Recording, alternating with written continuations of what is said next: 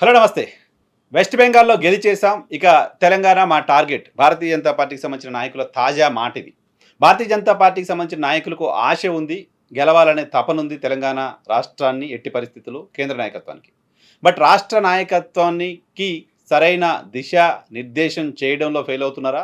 లేకపోతే ఫోకస్ పెట్టడంలో ఫెయిల్ అవుతున్నారా? రీజన్ ఏంటో తెలీదు కానీ తెలంగాణలో ఎప్పుడు ఎన్నికలు పెట్టినా మేము అధికారంలోకి వస్తాం లాంటి ప్రకటనలు మాత్రం కేంద్ర నాయకత్వం నుంచి, రాష్ట్ర నాయకత్వం నుంచి వస్తున్నాయి తప్ప తెలంగాణలో ఆ పార్టీ అనుకున్న స్థాయిలో ఎదగలేకపోతుంది.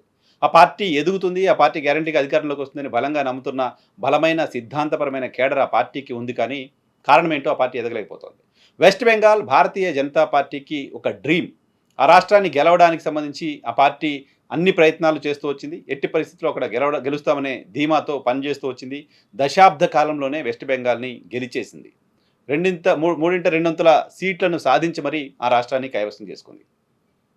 వెస్ట్ బెంగాల్‌తో పోలిస్తే భారతీయ జనతా పార్టీకి తెలంగాణలో క్యాడర్ ఉండింది దాదాపు 2 దశాబ్దాలుగా. తెలంగాణ తెలంగాణ వెస్ట్ బెంగాల్ కంటే బలమైన రాష్ట్రంగా ఉండేది భారతీయ జనతా పార్టీకి. తెలంగాణలో ప్రతి జిల్లాలోనూ, ప్రతి ఏరియాలోనూ భారతీయ జనతా పార్టీ కంటూ కొంతమంది కార్యకర్తలు, కొంతమంది నెట్వర్కు ఎప్పటినుంచో ఉంది. 98, 99 నుంచి కూడా తెలంగాణలో భారతీయ జనతా పార్టీకి బలమైన క్యాడర్ ఉండేది. హైదరాబాద్‌లో అయితే దాదాపు 35 ఏళ్లుగా పార్టీ పుట్టినప్పటి నుంచి కూడా తెలంగాణలో హైదరాబాద్‌లో ప్రధానంగా ఆ పార్టీకి నెట్వర్క్ ఉంది. ఆ పార్టీకి బలం ఉంది. అటువంటి పార్టీ ఎందుకు తెలంగాణలో గెలవలేకపోతోంది? బెంగాల్ ముగిసింది. ఇక తెలంగాణ పైనే ఫోకస్ అని చెప్తోంది ఇప్పుడు. తెలంగాణ ఎన్నికలు జరిగిన ప్రతిసారి భారతీయ జనతా పార్టీ తెలంగాణ పైన ఫోకస్ పెడతామని చెప్తూనే వచ్చింది.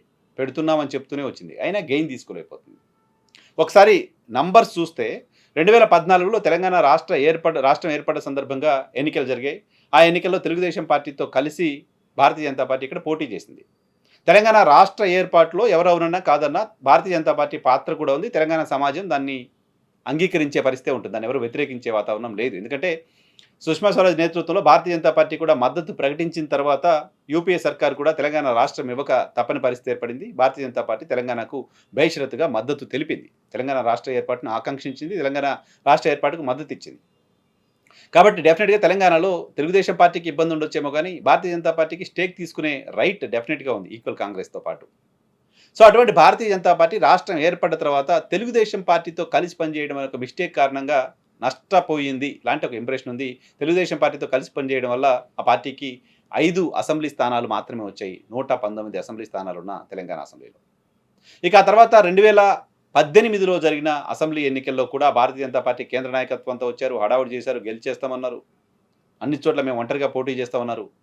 చేస్తే గెలిచింది ఒక్కటంటే ఒక్కటే సీటు. ఒక్క సీటు గెలవడం అవమానమేం కాదు. కానీ ఒక్క సీటు మాత్రమే రాజాసింగ్ గెలిచారు. ఆ తర్వాత ఉప ఎన్నికల్లో ఈటెల రాజేందర్, రఘునందనరావు దుబాక నుంచి గెలవడం చూసాం. ఆ మాటకొస్తే తెలంగాణ రాష్ట్ర ఏర్పాటు కంటే ముందు కూడా ఇక్కడ ముగ్గురు ఎమ్మెల్యేలు కిషన్ రెడ్డి, ఎండెల లక్ష్మీనారాయణ, మహబూబ్‌నగర్ నుంచి బై ఎలక్షన్‌లో గెలిచిన ఎన్ఎం శ్రీనివాసరెడ్డి లాంటి వాళ్ళు భారతీయ జనతా పార్టీకి ఉండేవాళ్ళు.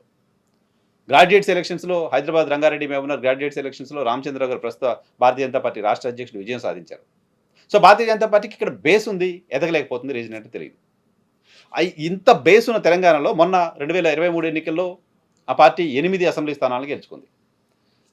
రాష్ట్రం ఏర్పడిన తర్వాత 2014లో 5, 18కి వచ్చేసరికి 1 సీటు, మళ్ళీ 2023కి వచ్చేసరికి 8 స్థానాలకు పరిమితమైంది.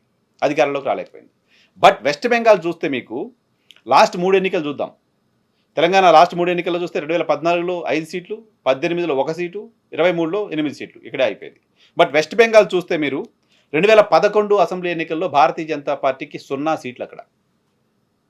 2016 అసెంబ్లీ ఎన్నికల్లో భారతీయ జనతా పార్టీకి 3 స్థానాలు వచ్చాయి. 10% ఓట్లు తెచ్చుకుంది. 2016లో జరిగిన వెస్ట్ బెంగాల్ అసెంబ్లీ ఎన్నికల్లో ఆ పార్టీ 3 అసెంబ్లీ స్థానాలు మాత్రమే గెలుచుకుంది. 10% ఓట్లు తెచ్చుకుంది. ఇక 2021కి వచ్చేసరికి ఆ పార్టీ 77 అసెంబ్లీ స్థానాలు గెలుచుకుంది. 38% ఓట్లు తెచ్చుకుంది. కేవలం 5 ఏళ్లలో 2016 నుంచి 2011లో ఆ పార్టీ 0, 2016లో ఆ పార్టీ 3 స్థానాలు మాత్రమే తెచ్చుకుంది. 2021లో ఆ పార్టీ 77 అసెంబ్లీ స్థానాలను కైవసం చేసుకుంది.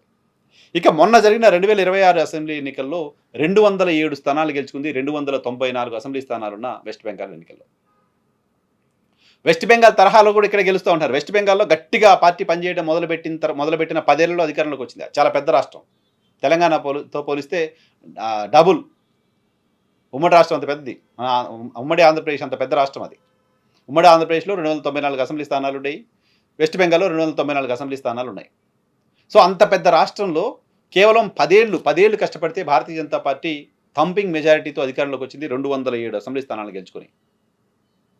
మమతా బెనర్జీ లాంటి బలమైన నాయకురాలను ఎదుర్కొని ఆమెను ఓడించి బలమైన క్యాడర్ ఉన్న పార్టీ అక్కడ తృణమూల్ కాంగ్రెస్.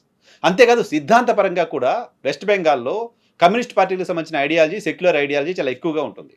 ముస్లిం పాపులేషన్ భారతీయ జనతా పార్టీని స్టాండర్డ్గా వ్యతిరేకించే 25-30% ముస్లిం పాపులేషన్ వెస్ట్ బెంగాల్లో ఉంది.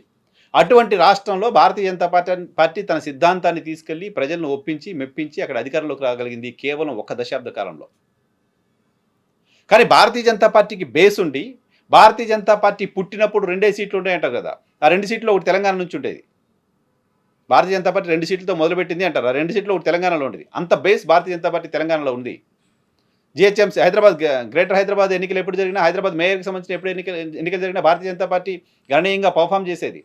హైదరాబాద్ చుట్టుపక్కల అనేక మున్సిపాలిటీల్లో భారతీయ జనతా పార్టీకి సంబంధించిన అభ్యర్థులు మున్సిపల్ చైర్మన్గా ఉండేవాళ్ళు. గ్రామీణ ప్రాంతాల్లో, మహబూబ్నగర్ లాంటి ప్రాంతాల్లో, కరీంనగర్ లాంటి ప్రాంతాల్లో, ఆదిలాబాద్ లాంటి ప్రాంతాల్లో, నిజామాబాద్ లాంటి ప్రాంతాల్లో, వరంగల్ లాంటి ప్రాంతాల్లో భారతీయ జనతా పార్టీకి సిద్ధాంతపరమైన నెట్వర్క్ ఉండేది. ఆర్ఎస్ఎస్ శాఖలు ఉండేవి. సో ఇంత నెట్వర్క్ ఎప్పటి నుంచో దశాబ్ద కాలంగా ఉన్న ఈ రాష్ట్రంలో మాత్రం డబుల్ డిజిట్కి వెళ్ళట్లేదు భారతీయ జనతా పార్టీ సీట్ల సంఖ్య. అధికారంలోకి రావడం సంగతి దేవుడు ఎరుగు. కనీసం డబుల్ డిజిట్ కూడా రాలేకపోతుంది. దీనికి కారణం ఏంటి అంటే, ఇక్కడ సిద్ధాంతం కోసం పనిచేసే కార్యకర్తల లోటు కారణం కాకపోవచ్చు, భారతీయ జనతా పార్టీకి సంబంధించిన కేంద్ర నాయకత్వానికి సంబంధించిన ఎఫర్టు కారణం కాకపోవచ్చు, భారతీయ జనతా పార్టీకి సంబంధించిన రాష్ట్ర నాయకత్వం కాన్ఫిడెన్స్ ఇవ్వడంలో ఫెయిల్ అవుతుందా ప్రజలకి అనేది ఆలోచన చేసుకోవాల్సిన అవసరం ఉంది. ఇప్పుడు బెంగాల్ తరహాలో గెలుస్తామని చెప్తున్నారు. బెంగాల్ తరహాలో గెలవడానికి సంబంధించి యాక్షన్ ప్లాన్ ఏంటో తెలియదు, కానీ బెంగాల్లో గెలిచేసాం, ఇక్కడ కూడా గెలుస్తామని చెప్తున్నారు.